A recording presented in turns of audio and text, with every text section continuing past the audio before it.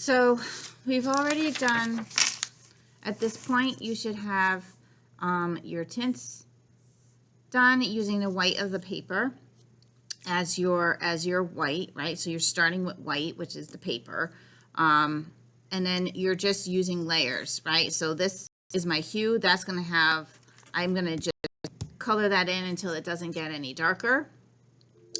Then this is using less and less layering as I go. So this one only has about 4 layers. I just went in different directions. This one here has about 5 or 6 layers. This one here has about 7 or 8 layers of orange on there, just going in up in different directions each time. And this one just has as many layers as I could get on there. All right. And then just to recap the shading, because I made videos for each of them, but they kind of just disappeared on me. Again, you're starting with the hue, so these two are the same. The only difference is instead of layering less, you're just going to add your color. And then once you get to, maybe like these 2 values here, right? Then what you're going to do is you're going to go in and you're going to add a layer of black. After you do the black, you go back over with your orange or whatever color you chose, whatever hue you chose, right?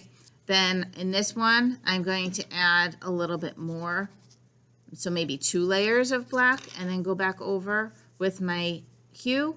And then this one here, I did a layer of black, did my hue, went in and did a second layer of black, so lots of pieces in that sandwiching, right? And then I went back over here with the orange hue again. And here I started with the black, and I did end with 1 layer of orange hue over this. It's up to you if you want to just leave it black, or if you want the orange or whatever color you chose, whatever hue you chose. So if you did blue, this would all be in blues, right? If you did red, these would just be switched the orange to red. Yellow, same thing. Okay, so now we're on step 3. I'll take this out. So right now we're in step 3. So it's pretty much what we were doing yesterday with the color wheel, except you're just breaking it down. So 2 primary colors make a secondary color. You can pick any of the 3 primary colors. You could do yellow and red. You could do red and blue. You could do blue and yellow. Whatever one you choose. The only thing that I ask is if I'm doing yellow here and red here, you're really working with those 2 colors to mix and layer your new secondary color instead of using the orange color pencil. I'm really looking in this area for you to show me that you can make your own orange. And then this is very similar to what we did yesterday. So I would do a primary. This would be step 4, but I'm just getting ahead of myself. And if I did this, right, if I did these 2 here, okay, and then I would make my yellow orange here. So the steps are all the same. And you did do these yesterday, not the primary colors. You didn't make your own secondary colors. You did make your own intermediate colors. So let me show you how to do this real quick. So I'm going to start with yellow. And again, I'm just going to fill this in with a base layer. Okay. Fill this in with my base layer. Again, I'm going to go in different directions. This is going to be posted in, a photo of this will also be posted in Google Classroom so you can see.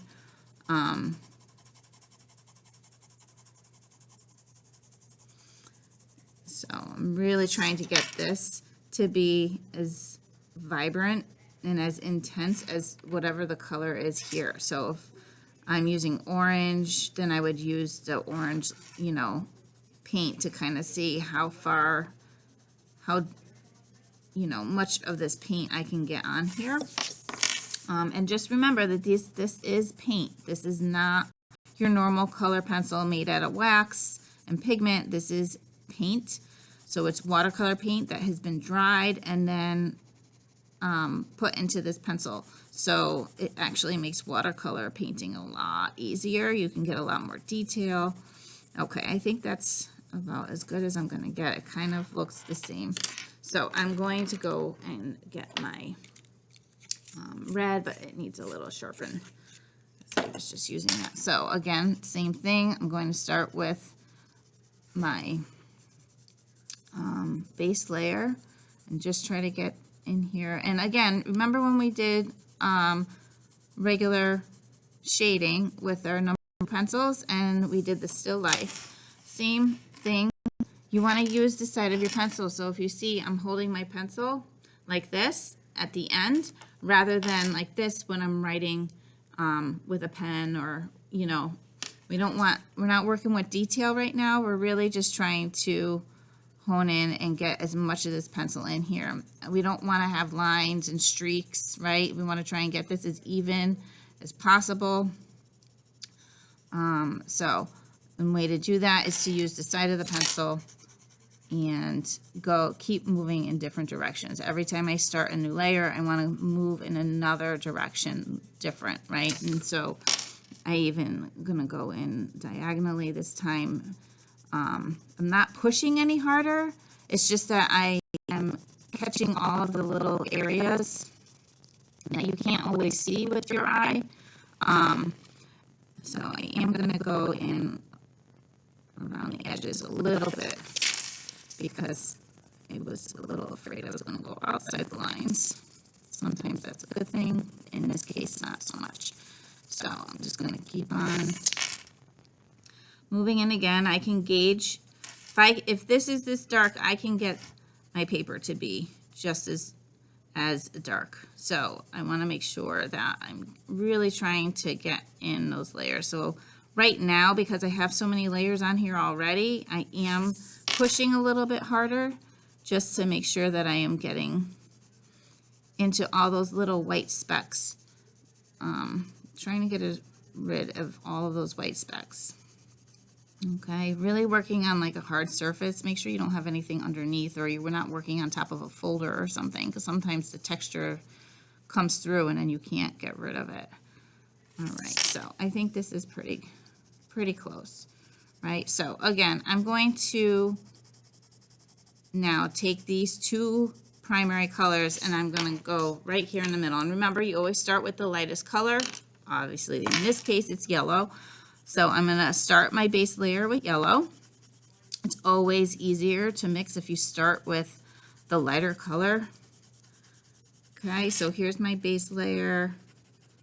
I'm not trying to make it as dark as it was here because I still do have to put a layer of red in here. Okay, so now I'm going to add a layer of red and we'll mix this up. It may not look right the first layer. Sometimes it takes a couple of layers, especially with the lighter colors. It goes a little bit faster. But I don't want a yellow orange, right? I want orange. So my goal in doing this is to get this box as close to orange as possible. Okay. So I'm going to go again. I'm going to go back in and I'm going to go into diagonal this time. I am pushing a little bit harder right now. Sorry about that. I am pushing a little change in pressure, not much. And I'm going to go in a different direction.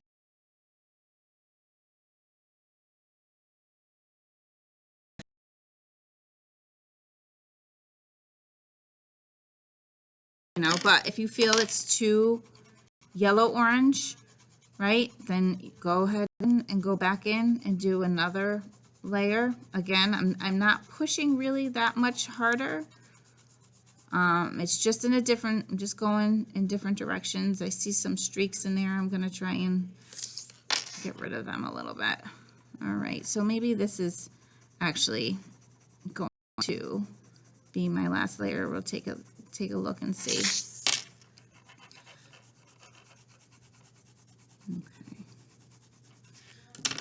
So I've got that. That looks it's pretty close. Pretty close. Okay, and I might just add another layer of yellow on top just to kind of seal the deal. It's kind of like putting that last layer of bread on a sandwich, right? I just want to make sure when I wet this, it's all gonna mix together the way I want it. All right, so there's our step 3, which is going and